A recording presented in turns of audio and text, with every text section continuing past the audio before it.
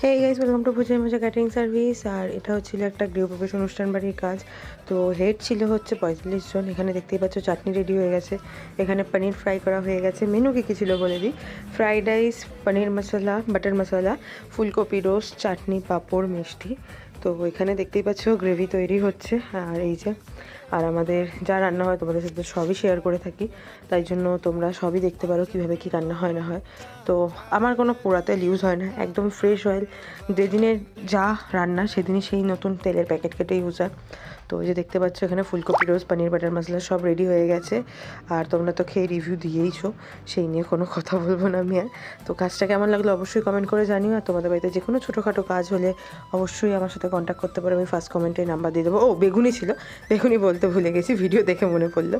তো এই যে দেখতেই পাচ্ছ রাইস, লং গ্রেন রাইস, কাজু বাদাম কিশমিশ দিয়ে ভরা থাকে। চাটনিও সে মাংসত্ব, খেজুর, কাজু বাদাম কিশমিশ টমেটো দিয়ে হয়। তো অবশ্যই কমেন্ট করে জানিও কেমন লাগলো কাজটা।